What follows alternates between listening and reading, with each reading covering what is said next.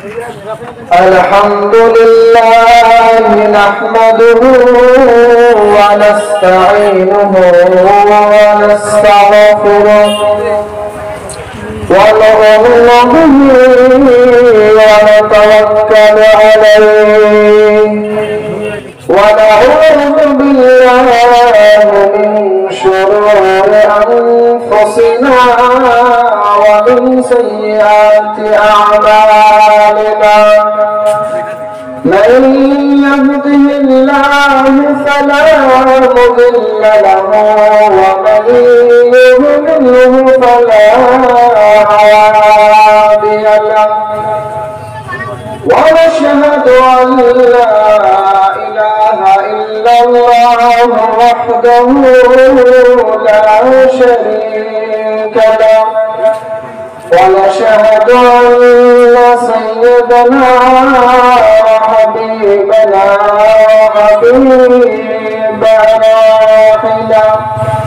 وحبيب ربنا محمدا صلى الله عليه وسلم الذي أرسل بالحق بشيرا ونذيرا وداعيا إلى الله بإذنه وسراجا منيرا فأعوذ بالله من الشيطان الرجيم بسم الله الرحمن الرحيم إنما يعمر مساجد الله من آمن بالله واليوم الآخر وأقام الصلاة وآتى الزكاة ولم يخش إلا الله فعسى أولئك أن يكونوا من المهتدين. وقال رسول الله صلى الله عليه وسلم إذا رأيتم رجلا يعتقد المساجد فاشهدوا له بالإيمان أو كما قال عليه الصلاة والتسليم. وقال حبيب الله تعالى في كلامه الكريم إنما من عمر المساجد هم أهل الله سبحانه وتعالى. وقال الله تبارك وتعالى في كلامه المجيد وتعاونوا على البر والتقوى ولا تعاونوا على الإثم والعدوان واتقوا الله إن الله شديد العقاب. আমার মন আসিবে কখন কেউ তো জানে না, আমার মন আসিবে কখন কেউ তো জানে না, আমি মরে গেলে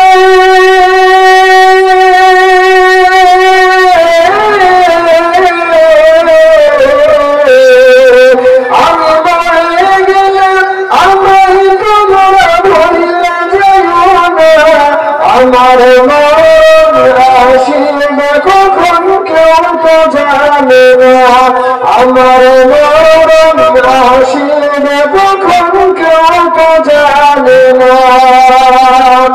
এই দুনিয়ায় চিরজীবন থাকার জায়গা না, অন্ধকার কবে যে আমার আসল ঠিকানা।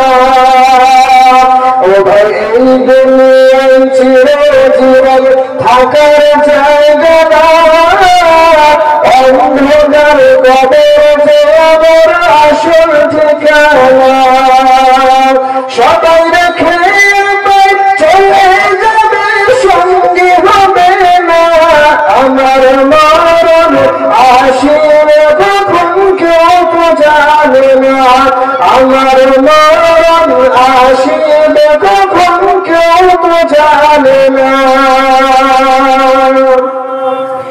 তোমার আমার কে আপন একটু ভাবনা যিনি আপন তিনি কাঁদেন সোনার মদিনা ও ভাই তোমার আমার কে আপন একটু ভাবনা যিনি আপন তিনি কাঁদেন সোনার মদিনা সেই নবীজির হৃদয় পেতে চলো মদিনায় তুমি সেই নবীজির হৃদয় পেতে চলো মদিনায় আমার মরণ আসিবে কখন কেউ তো জানে না আমার মরণ আসিবে কখন কেউ তো জানে না আমি মরে গেলে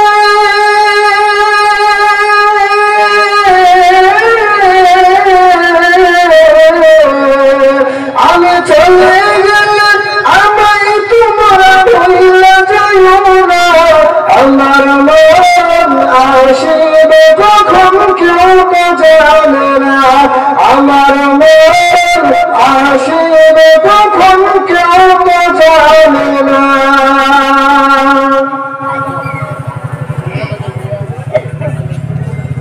আমি আমার অন্তরের অন্তরস্থল থেকে সর্বপ্রথম শুভেচ্ছা ও অভিনন্দন জানাই এই ইসলামিক সভার সভাপতি সাহেবকে অতঃপর জানাই আমার অন্তরের অতল গভীর তলদেশ থেকে এই জালসার আয়োজক বৃন্দ ভাইদেরকে তারপর জানাই সামনে উপস্থিত শ্রোতাবৃন্দ এবং এই গ্রামবাসী সকলকে আমার অন্তরের স্থল থেকে জানাই সালাম সাধুবাদ আমি উচ্চ স্বরে একটা সালাম দেব সালামের উত্তর ইনশাআল্লাহ সবাই জোরে দেবেন ইনশাআল্লাহ আর জালসা কিংবা বক্তৃতা আমি স্বল্প সময় করব খুবই জানি কথা বলে আমার বক্তৃতাকে ইতি ও সমাপ্তি ঘটাবো ইনশাআল্লাহ আমি আশা করব যে দুটি কথা আপনাদের সম্মুখে পরিবেশন ও উপস্থাপন করব সেই কথাগুলিকে ধ্যান ও মনোযোগ দিয়ে শোনার চেষ্টা করবেন ইনশাআল্লাহ কি বলেন ইনশাআল্লাহ তো এই জন্য আমি সালাম দেবো সালামের উত্তর একবার সবাই দেবেন তার পূর্বে আমি বলি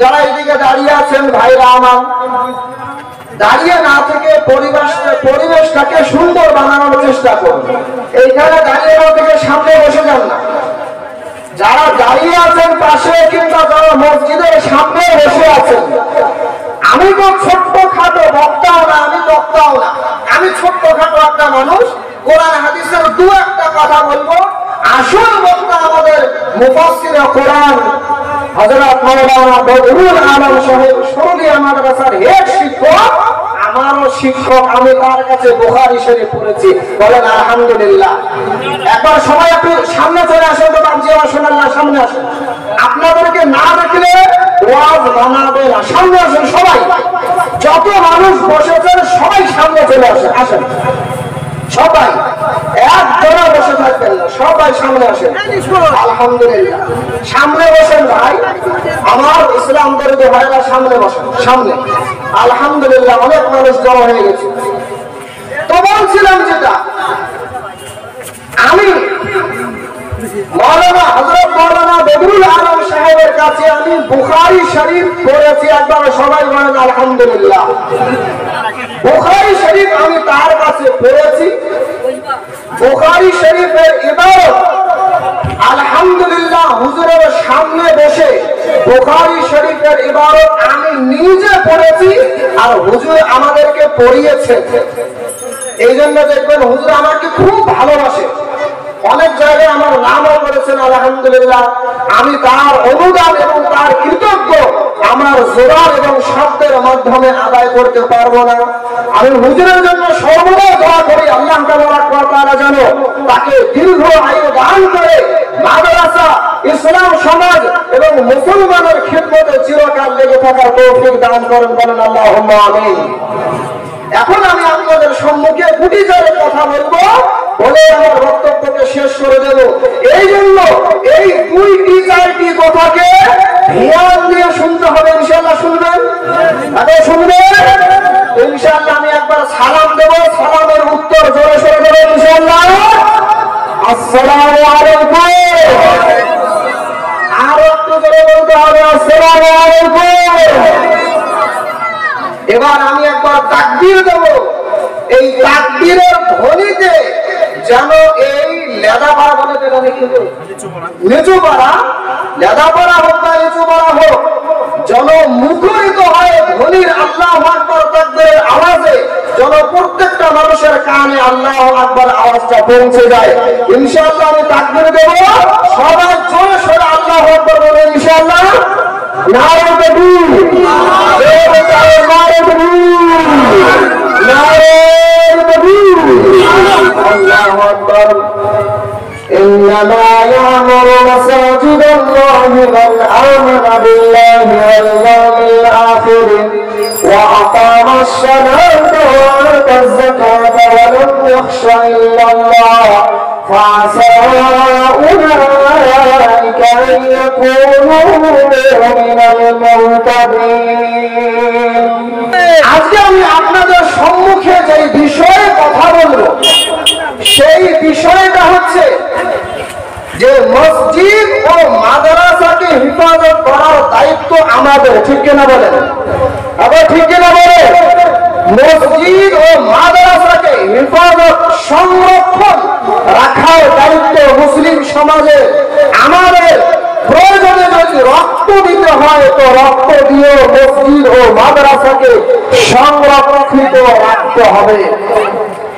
এই জন্য আল্লাহ তাবারক ওয়া তাআলা কোরআনে কারিমে সুন্দর করে বলেছেন সূরা তাওবার মধ্যে, মসজিদকে কারা হেফাজত করবে? প্রকৃতপক্ষে আল্লাহর মসজিদকে কোন হিন্দু হেফাজত করবে না, আল্লাহর মসজিদকে কোন খ্রিস্টান হেফাজত করবে না, আল্লাহর মসজিদকে কোন খ্রিস্টান, ইহুদি, নাসারা সংরক্ষণ রাখবে না। আল্লাহ রাব্বুল আলামিন কোরআনে কারিমের মধ্যে পরিষ্কার ভাবে বলে দিয়েছেন, যার মধ্যে তিনটি গুণ থাকবে প্রকৃতপক্ষে তারাই মসজিদের জন্য প্রাণ দিতে পারবে। কয়টি গুণ বললাম বলেন? তিনটি গুণ যার মধ্যে থাকবে তারাই মসজিদের জন্য জান দেওয়ার জন্য প্রস্তুত হয়ে থাকবে, মসজিদের জন্য মান দেওয়ার জন্য প্রস্তুত হয়ে থাকবে, মসজিদের জন্য সর্বদা তাদের অন্তরে ভালোবাসা থেকে যাবে। আল্লাহ রাব্বুল আলামিন কোরআনে কারিমে সূরা তাওবার মধ্যে বলেছেন, ইন্নামা ইয়া'মুরু মাসাজিদাল্লাহি মান আমানা বিল্লাহি ওয়াল ইয়াউমিল আখির ওয়া আকামাস সালাতা ওয়া আতাজ যাকাতা ওয়া লাম ইয়াখশা ইল্লাল্লাহ ফাআসা উলাইকা আন ইয়াকুনু মিনাল মুহতাদিন। আল্লাহ রাব্বুল আলামিন কোরআনে কারিমের মধ্যে বলেছেন, ইন্নামা ইয়া'মুরু মাসাজিদাল্লাহি মান আমানা বিল্লাহি ওয়াল ইয়াউমিল আখির। নাম্বার 1 গুণ হচ্ছে যারা মসজিদের জন্য জান দিতে পারবে, যারা মসজিদের জন্য মাল দিতে পারবে, যারা মসজিদের জন্য সমস্ত বিলীন করে দিতে পারবে, তাদের মধ্যে তিনটি গুণ থাকা আবশ্যক। নাম্বার 1 নম্বর গুণ হচ্ছে মান আমানা বিল্লাহি ওয়াল ইয়াউমিল আখির।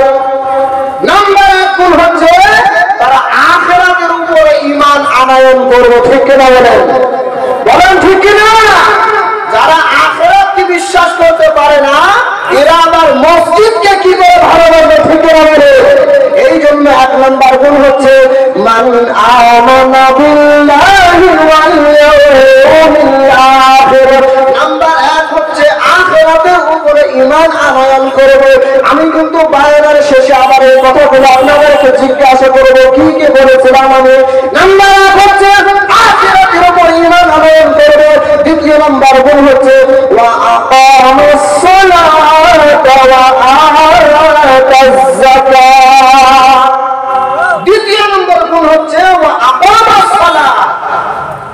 শুধুমাত্র আল্লাহর উপর বিশ্বাস করলে কিংবা আল্লাহকে বিশ্বাস করলে আর আখিরাতকে বিশ্বাস করলে তবে জান্নাত যাওয়া যাবে যাবে সম্ভব না। এই জন্য দুই নম্বর গুণ হচ্ছে ওয়া আকামাস সালাত, নামাজ কায়েম করবে। 3 নম্বর গুণ হচ্ছে ওয়া আতাস যাকাতা ওয়া লাম ইয়াখশা ইল্লাল্লাহ। 3 নম্বর গুণ হচ্ছে তারা যাকাত প্রদান করবে, রমজান মাস হোক কিংবা যে কোনো সময় হোক যাকাত আদায় করবে। আর যে সমস্ত ব্যক্তি এই 3টে গুণে গুণান্বিত হয়ে যাবে, নাম্বার আখিরাতের উপর বিশ্বাস রাখবে, স্থাপন করবে, আখিরাতের উপর বিশ্বাস স্থাপন করবে। নাম্বার 2 হচ্ছে নামাজ কায়েম করবে। নাম্বার 3 যাকাত আদায় করবে। এই 3 কাজ যেই ব্যক্তি করবে ওই ব্যক্তির অন্তর থেকে আল্লাহ দুনিয়ার যাবতীয় ভয়কে দূর করে দেবে। ওই ব্যক্তির অন্তরে আল্লাহর ভয় ব্যতীত পৃথিবীর কোনো ভয় তার অন্তরে প্রবেশ করতে পারবে না। বলেন আমাকে, যারা রাত্র দিন 24 ঘন্টা মিলে 5 বার আল্লাহর সামনে নিজের মস্তককে নত করে, ওই মস্তক আল্লাহ ব্যতীত পৃথিবীর কোন বড় শক্তির কাছে নত হতে পারে পারে পারে? যারা 5 বার আল্লাহর সম্মুখে মাথা নত করে তারা পৃথিবীর কোন পরাশক্তির কাছে মাথা নত করতে পারে না। এই জন্য আল্লাহ তাবারক ওয়া তাআলা বললেন ওয়ালাম ইয়াখশা ইল্লাল্লাহ। যেই ব্যক্তির মধ্যে 3টি গুণ থাকবে ওই ব্যক্তির অন্তর থেকে আল্লাহ তাবারক ওয়া তাআলা দুনিয়ার ভয়কে দূর করে দেবে, আল্লাহ ব্যতীত আর কাউকে ভয় করবে না। বন্ধুগণ, আমার ইসলাম বলতে ভাইরা, আমার ইসলাম বলতে ভাইরা, আল্লাহ তাবারক ওয়া তাআলা 3টি গুণ যার মধ্যে থাকবে আল্লাহ তাবারক ওয়া তাআলা ওই সমস্ত ব্যক্তির সম্পর্কে কি বলছেন? আসা উলাইকা আন ইয়াকুনু যেই ব্যক্তির মধ্যে এই 3টি গুণ থাকবে আল্লাহ তাবারক ওয়া তাআলা পরিষ্কার ভাবে বলে দিলেন ওই সমস্ত ব্যক্তির প্রকৃত পক্ষে হিদায়াত প্রাপ্ত ব্যক্তি। এই 3টি গুণ ব্যতীত হিদায়াত পাওয়া সম্ভব না। অনেক মানুষ আমাদের গ্রামগঞ্জে আছে, নামাজ পড়ে না, যাকাত আদায় করে না, কিন্তু আবার মানুষকে অনেক খাওয়া দাওয়া করে, তবুও ইমানদার হতে পারবে না। শুধুমাত্র আখিরাতের উপরে ঈমান আনলে ও জান্নাতে যেতে পারবে না, তার সঙ্গে এই সমস্ত কর্ম থাকতে হবে। বন্ধুগণ আমার ইসলাম বলতে ভাইরা, আমি আপনাদেরকে বলছিলাম যার মধ্যে 3টি গুণ থাকবে প্রকৃত পক্ষে তারা মসজিদকে হেফাজত করার, সংরক্ষণ করার দায়িত্ব নেবে। আল্লাহ নবী সাল্লাল্লাহু আলাইহি ওয়াসাল্লাম উক্ত আয়াতের তাফসীর করতে গিয়ে একটি হাদিস বলেছেন, শোনাবো আগে শোনাবো। অনেক মানুষের ধ্যান কিন্তু আমার দিকে নেই মনে হয়, অন্যদিকে কি কল্পনা করছেন ভাবছি আমার শোনা গেলে একদিকে কোরআনে কারীমের আলোচনা হবে আর আপনার মাথার মধ্যে যদি সংসারের কল্পনা থাকে ওই শয়তানকে বেরোন থেকে বাহির করে দেন আগে। কি তো ঠিক কিনা? ঠিক কিনা? জোরে বলে। মাথা থেকে শয়তানি কল্পনা আগে বাহির করে তারপরে কোরআনে কারীমের ওয়াজ শুনে তবে সম্ভব হবে হিদায়াত পাওয়া, নচেত নয়।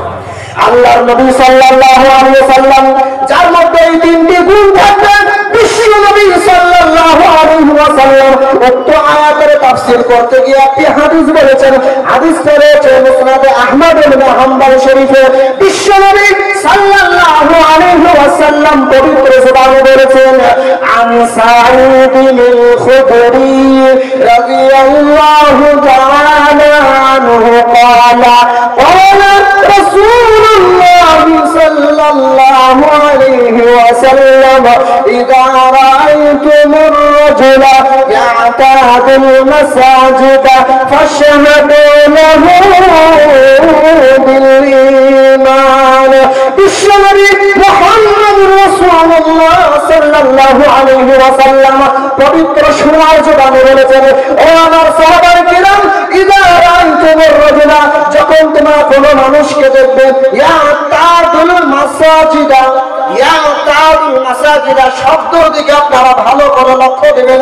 ইয়াতাদুল মাসাজিদা মাসাজিদা, যখন তোমরা কোনো এইরকম মানুষকে দেখবে যারা মসজিদের হিফাজত করেছে, কিংবা যারা মসজিদের সঙ্গে অভ্যস্ত হয়েছে, কিংবা যারা মসজিদের সঙ্গে সংশ্লিষ্ট হয়েছে, আল্লাহর নবী সাল্লাল্লাহু আলাইহি ওয়াসাল্লাম বললেন, ফাশহাদু লাহু বিল ঈমান, তোমরা তার জন্য পরিপূর্ণ ঈমানদারের সাক্ষ্য প্রদান করো। তার জন্য তোমরা পরিপূর্ণ ঈমানদারের সাক্ষ্য প্রদান করে দাও, তারা প্রকৃতপক্ষে ঈমানদার। ফাশহাদু লাহু বিল ঈমান, যারা মসজিদকে হেফাজত করে এরা প্রকৃতপক্ষে ঈমানদারের মধ্যে কোনো সন্দেহ নেই। আল্লাহর নবী সাল্লাল্লাহু আলাইহি ওয়াসাল্লাম মুসনাদে আহমদ ইবনে হাম্বল শরীফের তারপরের হাদিসে বিশ্ব নবী সাল্লাল্লাহু আলাইহি ওয়াসাল্লাম সোনার জবানে বলেছেন, যারা মসজিদের সঙ্গে লেগে থাকে, যারা মসজিদের সঙ্গে অভ্যস্ত হয়ে থাকে, যারা মসজিদের সঙ্গে সংশ্লিষ্ট হয়ে থাকে, যারা মসজিদের সংরক্ষণ বাহিনী হয়ে থাকে, আল্লাহর নবী সাল্লাল্লাহু আলাইহি ওয়াসাল্লাম তাদের ব্যাপারে কি বলেছেন? আল্লাহর নবী বললেন, ইন্নামা মান আমারুল মাসাজিদা হুম আহলুল্লাহি সুবহানাহু ওয়া তাআলা।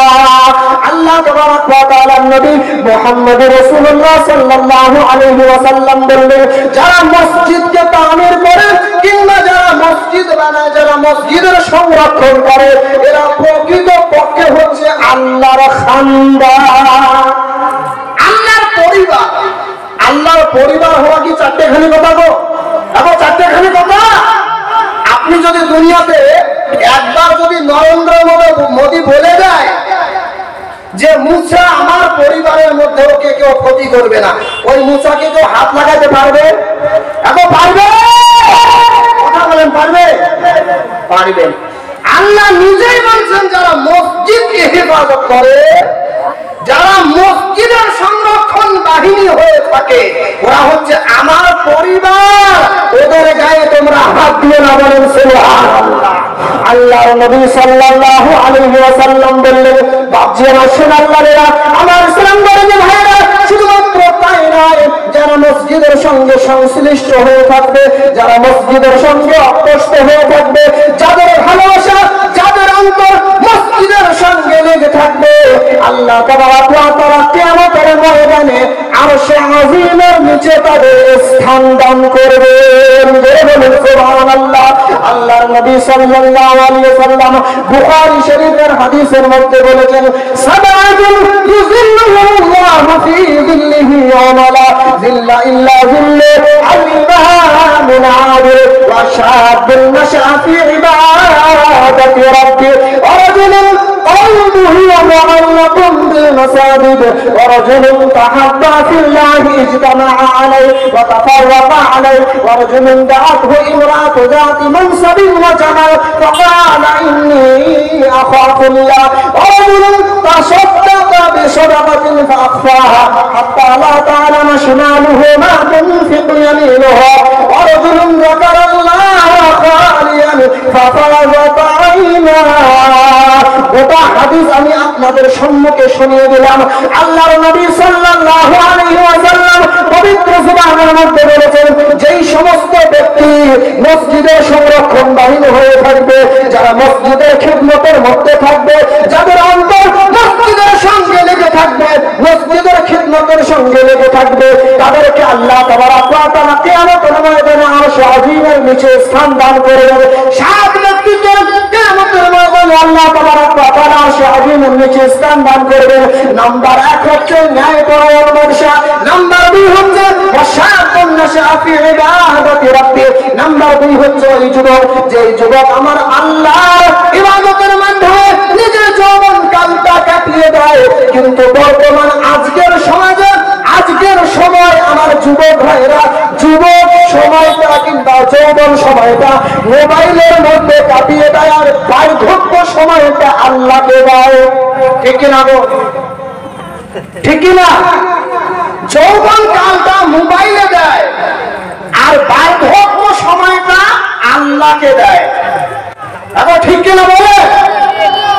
আমাকে একটা কথা বলো, সরকার যখন কোন মানুষকে চাকরি চাকরি দেওয়ার জন্য নির্বাচন করে, সরকার যৌবন কালটা চাকরির জন্য সিলেক্ট করে না বার্ধক্য সময়টা সিলেক্ট করে? কোন সময়টা? কোন সময়টা? কথা বলেন না কেন আপনারা? মুখের মধ্যে কি হয়েছে? সুপারি ভরা আছে নাকি? কথা বলতে হবে। একজন যেন মুখ বন্ধ করে বসে না থাকে, কথা বলতে হবে। কোন সময়টা সিলেক্ট করে? যৌবনটা। কোনটা? যৌবনটা।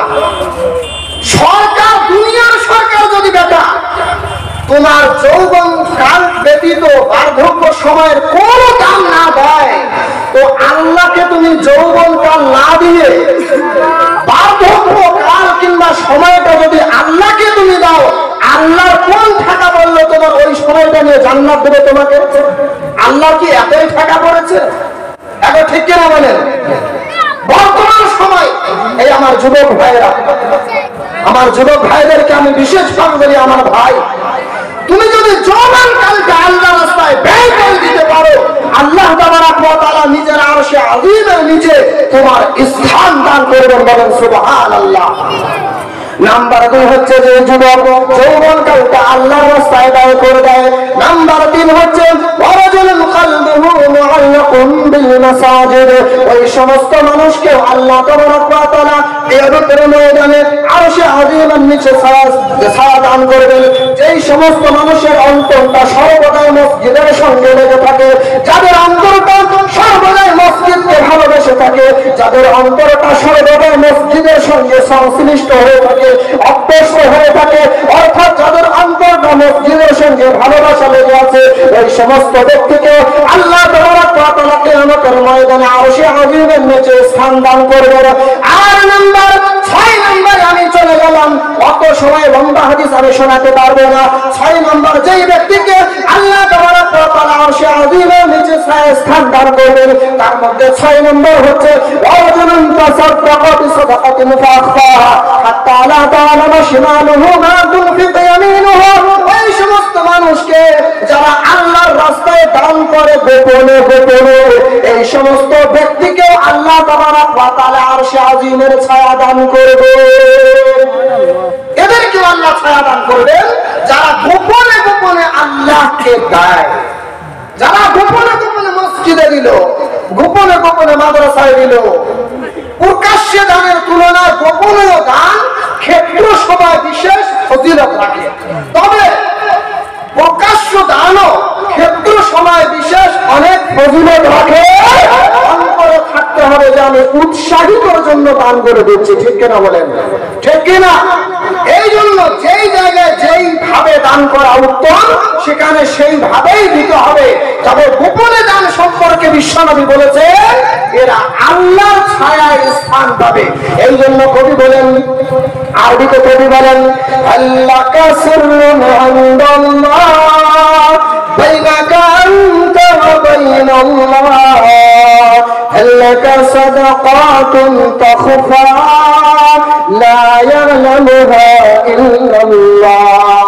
কবি বলেন, তোমার এমন কি গোপনীয় কোনো আমল আছে যে আমলটা তোমাকে জান্নাতে নিয়ে যাবে? আল্লাকা সাদাকাতুন তাখফা লা ইয়ালামুহা ইল্লাল্লাহ। তোমার কি এমন গোপনীয় কোন সদকা আছে যে সদকা আল্লাহ ব্যতীত পৃথিবীর কোন আকাল, পৃথিবীর কোন কল্পনা চিন্তা করতে পারেনি, যার দানটা তুমি দিয়েছো? এই দানের কারণে আল্লাহ আপনাকে আরশে আযীমের নিচে ছায়া দান করবে। আমার প্রিয় ইসলামী ভাইরা, মসজিদকে হিফাজত করার দায়িত্ব আমাদের। ঠিক কিনা বলেন? আবার ঠিক কিনা বলেন? আজকে মসজিদকে আমরা হিফাজত করতে যদি না পারি, তাহলে ওই মসজিদকে কিন্তু বেঈমানরা দখল করে নেবে। ঠিক কিনা বলেন? যেটা হয়েছে বাবরি মসজিদ সম্পর্কে বা বাবরি মসজিদ ক্ষেত্রে যে ঘটনাটা আমাদের সামনে ঘটেছে, বাবরি মসজিদকে আমরা কেন পাইনি? বাবরি মসজিদ আমাদের হাত থেকে চলে যাওয়ার কারণ কি ছিল? আসলে কারণ কি? আমরা বলি যে হিন্দুরা ভালো নয়, কিংবা মোদী সরকার ভালো নয়, কিংবা বিজেপি সরকার ভালো নয়। আরে একটা না, আমি দায়িত্বহীন কণ্ঠে বলতে পারি মুসলমানের কার্যের কারণে বাবরি মসজিদ চলে গেছে।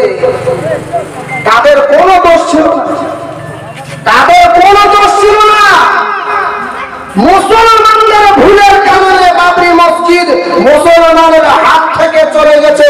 ইতিহাস খুঁজে দেখুন কি দোষ ছিল আমাদের। বাবরি মসজিদ, যেই সময় বাবরি মসজিদকে ভাঙা হয় তার পূর্বে বাবরি মসজিদে আযান পর্যন্ত হতো না। একা একা মানুষ আসতো, নামাজ পড়তো, চলে যেত, জামাতবদ্ধ হয়ে নামাজ হতো না।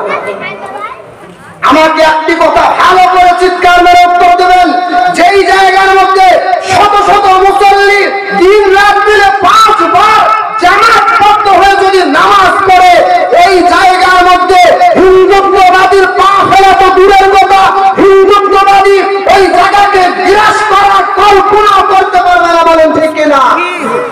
কল্পনা করতে পারবে না। আমাদের কমজোরি কোথায় ছিল? আমরা মসজিদকে শুধুমাত্র বানাই, সেটাকে বিরান বানিয়ে ছেড়ে দিচ্ছি। এই জামানার মধ্যে দেখা যাচ্ছে 3 তলা 4 তলা 5 তলা মসজিদ, অথচ প্রথম মঞ্জিল প্রথম তলাটা লোড হয় না। এই 4 তলা 5 তলা মসজিদ কি প্রয়োজন ছিল বানানো? আপনার কি প্রয়োজন ছিল? মুসলমান শুধুমাত্র মুসলমান পরিচয় দিলে মুসলমান হয় না। মুসলমান হয়তো কাজে কর্মে আপনাকে মুসলমানিত্ব পরিচয় দিতে হবে। এই জন্য আমার প্রিয় মুসলমানে কেরাম, আমার প্রিয় ইসলাম ধর্মী ভাইরা, মসজিদকে সংরক্ষণ রাখার দায়িত্ব বা সংরক্ষণ করার দায়িত্ব আমাদের। অর্থ দিয়ে হোক বা যে কোনো ভাবে হোক মসজিদকে সংরক্ষণ রাখার দায়িত্ব আমাদের। ঠিক কিনা বলেন? আগে ঠিক কিনা? বাবরি মসজিদ সম্পর্কে আমরা লিগ্যাল ফয়সালা পাইনি। বাবরি মসজিদ আমাদের, যদিও তারা রাম মন্দির উদ্ভাবন করুক না কেন, এখন আমার দ্বারকাহীন কণ্ঠে বলবো যে বাবরি মসজিদ আমাদের। আমাদের সঙ্গে বেইনসাফি ফয়সালা করা হয়েছে।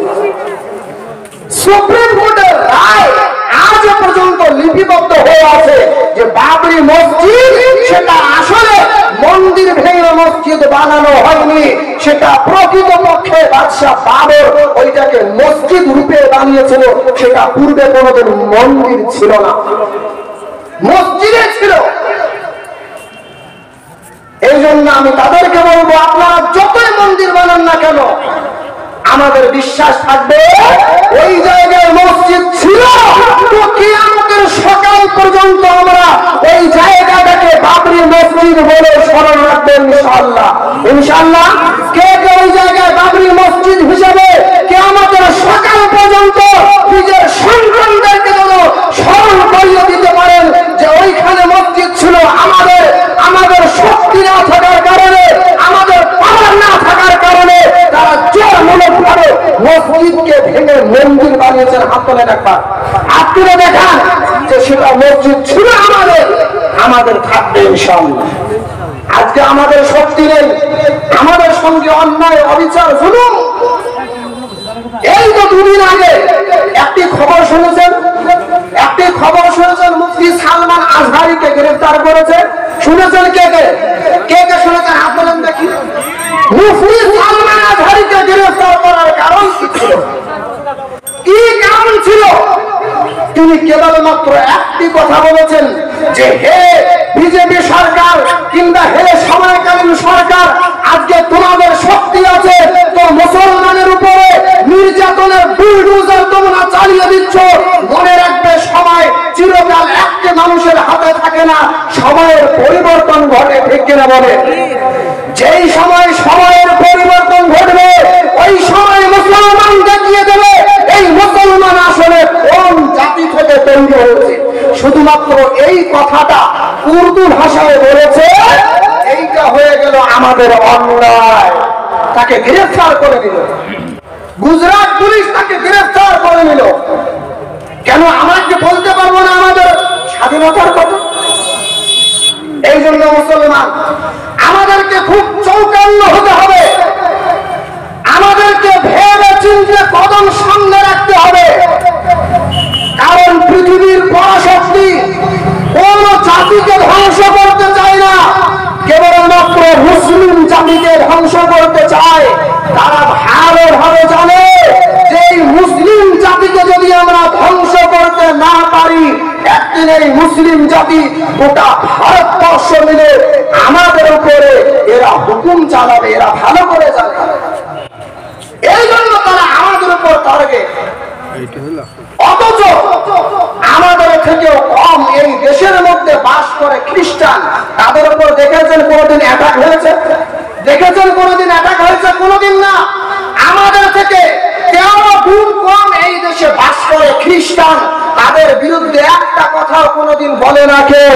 মুসলমানের বিরুদ্ধে বলে কেবলমাত্র কারণ একটাই, তারা সচক্ষে দেখতে পাচ্ছে যে আফগানিস্তান থেকে আমেরিকার মতো পরাশক্তি আফগানিস্তানের আলেমদের হাতে যদি পরাজয় স্বীকার করে লেজ গুটিয়ে পালাতে বাধ্য হয়ে যায়। এই মুসলমান ভারতবর্ষে 21 কোটি মুসলমান বাস করে। ভারতবর্ষের সরকারি রিপোর্ট অনুযায়ী 21 কোটি, আর আমাদের হিসাব অনুযায়ী ম্যাক্সিমাম 35 কোটি মুসলমান বাস করে। এই ভারতবর্ষের 35 কোটি মুসলমান যদি জেগে যায়, ভারতবর্ষের মাটিতে হিন্দুত্ববাদী হোক না কেন আর ইসলামের দুশ্মন হোক না কেন, বলানোর জায়গা খুঁজে পাবে না। ঠিক কিনা বলেন? এই জন্য আমাদেরকে খুব সাবধান হতে হবে, চৌকন্ন্য হতে হবে, দৃষ্টিকে খুব ভালোভাবে রাখতে হবে। একটি খবর হয়তো আপনারা আরো শুনেছেন যে ইউনিফর্ম সিভিল কোড কিছুদিন আগে খুব হংগামে হয়েছিল, খুব আলোচনা হয়েছিল যে ইউনিফর্ম সিভিল কোড অভিন্ন দিওয়ানি বিধিকে আমরা লাগু করে দেব। এই অভিন্ন দিওয়ানি বিধি লাগু কয়েকটা স্টেটে পরিপূর্ণ রূপে হয়ে গেছে। তার মধ্যে একটা হচ্ছে উত্তরাখণ্ড। উত্তরাখণ্ডের মধ্যে ইউসিসি ইউনিফর্ম সিভিল কোড অভিন্ন দিওয়ানি বিধি এটা লাগু হয়ে গেছে। এখনো অনেক স্টেটের মধ্যে লাগু করবে, কারণ কেবলমাত্র একটাই, এই 2024-এর লোকসভা ভোট কি করে জিততে পারবে, একটাই কারণ, তারা এই করে মুসলমান হিন্দুর মধ্যে ফিতনা লাগিয়ে দেবে, আর লড়াই হয়ে গেলে তারা কামিয়াবি হয়ে যাবে। এই জন্য আমাদেরকে সাবধান হয়ে থাকতে হবে, তাদের এই জাল থেকে আমাদেরকে বাঁচতে হবে। তারা চাবে যে মুসলমান হিন্দু ফিতনা লাগুক, তারা সর্বদাই চাবে যে মুসলমান হিন্দু লড়াই লাগুক, কিন্তু আমাদেরকে সেই জাল থেকে বেঁচে থাকতে হবে। আমরা আমাদের হিন্দু ভাইদেরকে আমরা সম্মান করি, ঠিক কিনা বলেন? ঠিক কিনা জোর বলে? আমরা সম্মান করি তাদেরকে। আমি আজও ধর্মহীন কণ্ঠে বলতে পারি, আমি আমার হিন্দু ভাইদেরকে বলি, আমার ভাইয়েরা, আমরা তোমাদেরকে যত সম্মান আর আপনাদেরকে যত ভালোবাসি, বুকের পাটা যদি চিরে আপনাদেরকে দেখানো যায়, অন্তত আমার নিজের ভালোবাসার থেকে আপনার ভালোবাসা আমার অন্তরে অনেক পরিমাণে বেশি আছে। আমরা আপনাদেরকে ভালোবাসি, আমরা চাই না আপনাদের সঙ্গে দ্বন্দ্ব। এই জন্য আপনারা খবরদার কোন মুসলমানকে একা পেয়ে তাকে নিয়ে ঠাট্টা বিদ্রুপ কিংবা তাকে মারা কাটা ধমকানো বন্ধ করুন আপনারাও। আমরা একসাথে চলবো, একসঙ্গে মিল মহব্বত করে চলবো, তবে আমরা এই দেশকে এগিয়ে নিয়ে যেতে পারবো। নচেত সম্ভব এই দেশের মধ্যে 100 মধ্যে 80% হিন্দু মানুষ, আমি বলবো দেশ প্রেমিক এবং মুসলমান দরদি। আমি নিজে বলবো, কারণ আমি বিভিন্ন জায়গায় জালসা করতে চাই, আমি দেখতে পাই এই দেশের মধ্যে 100-র মধ্যে 80% হিন্দু মানুষ মুসলমানকে ভালোবাসে, তারা দেশ প্রেমিক। কেবলমাত্র হাতে গোনা কয়েক% মানুষ যারা ফিতনা লড়াইকে উৎসাহিত করে দিচ্ছে। আমি কিছুদিন আগে গেলাম কুচবিহারে, একটা জালসা ছিল আমাদের। কথা শুনছেন সবাই? এখন শুনছেন সবাই? আমি একটা জালসা করতে গেলাম কুচবিহার। খুব দুঃখের সঙ্গে বলছি, সেই সময় আমাকে এত কষ্ট হয়েছিল, শুধুমাত্র চোখে আমার কান্না আসেনি। আমি জালসা করতে গেলাম, একটা হিন্দু মানুষের দোকানে আমি একটা ছোট্ট জিনিস কিনতে গেলাম, সেটা হচ্ছে মোবাইলের চার্জার। মোবাইলের চার্জার কেনার জন্য আমি গেলাম। যাওয়ার পর চার্জারটা দেখলাম, দেখার পর ওই বোর্ডের মধ্যে দোকানদার চার্জিং লাগিয়ে আমাকে মোবাইলে ট্রাই করে দিন। আমি বললাম যে চার্জারটা কারেন্টের মধ্যে লাগিয়ে আমাকে ট্রাই করে দিন, চার্জারটা মূলত ভালো না নষ্ট।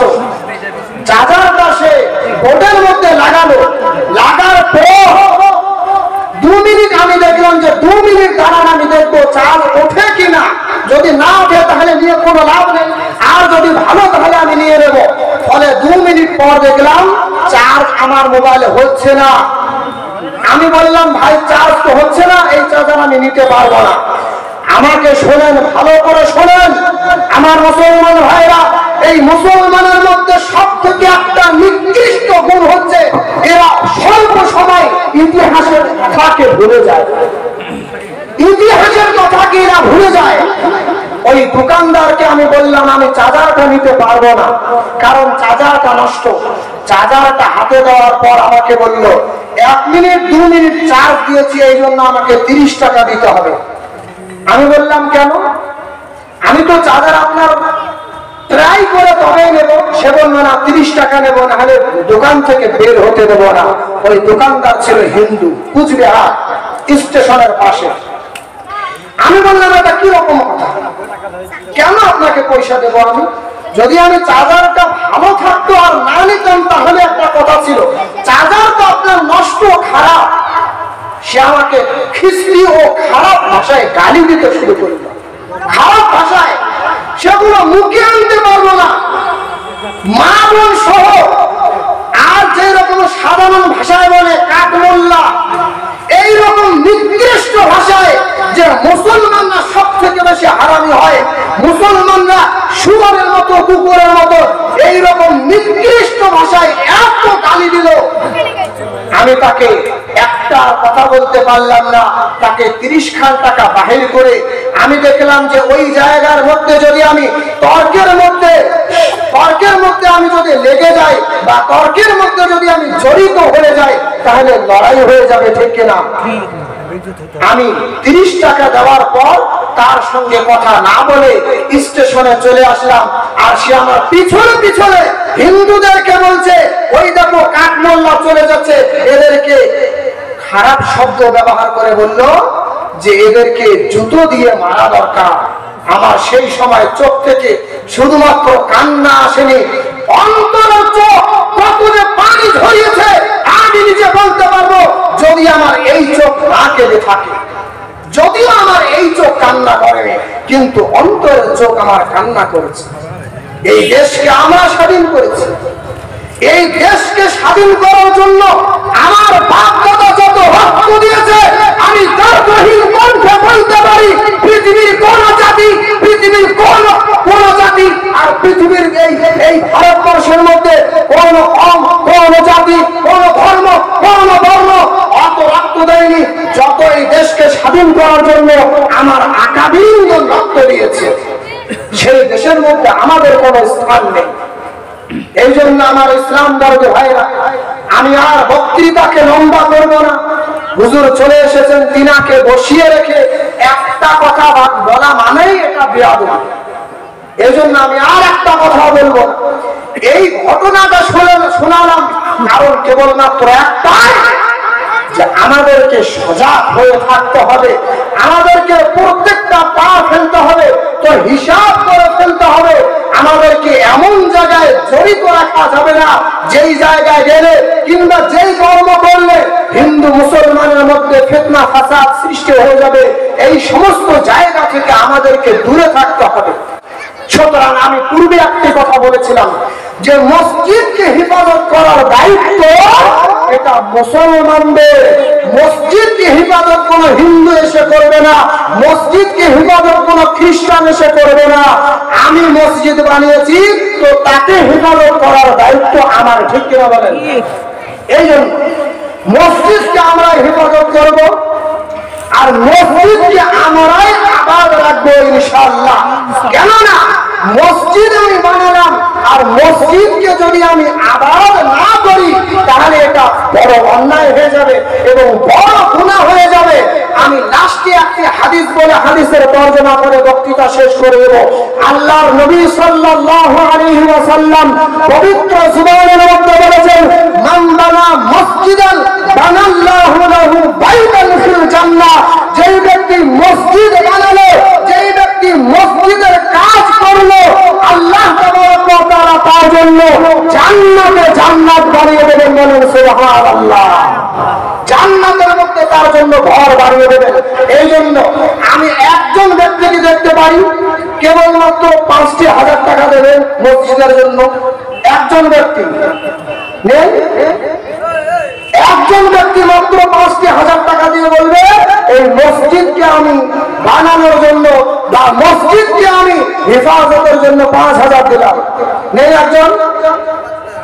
একজনে নেই?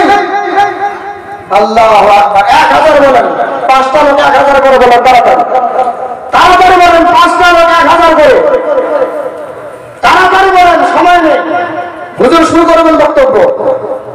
নেই? আল্লাহু আকবার। একটা লোক বলেন, একটা লোক ১,০০০ বলেন একজন। ওই যে আমাদের আলাম চাচা ১,০০০ টাকা দান করবেন, আমার আয়েশতুল্লাহ চাচা ১,০০০, ২,০০০ হয়ে গেল। আর ৩টে লোক হবে? আর ৩জন হয়ে যেখানে একটা আসছে, ৩জন হয়ে যাবে। আর ২টো, এই যেখানে এক চাচা। আর একটা বলেন, আর একটা, আর একজন বলেন তাড়াতাড়ি। আলহামদুলিল্লাহ, বরকতুল্লাহ দক্ষিণ পাড়া ১,০০০ টাকা দিয়েছে। আমি ৫,০০০-এর কথা বলেছিলাম, ৫,০০০ হয়ে গেছে। ইনশাআল্লাহ আমি আমার বক্তৃতা এখান থেকে শেষ করে দিলাম এবং আল্লাহ আমাকেও আপনাদের সকলকে উক্ত কথাগুলোর উপর যথাযথভাবে আমল করার তৌফিক দান করুন। ওয়া আখিরু দাওয়ানা আলহামদুলিল্লাহি রাব্বিল আলামিন।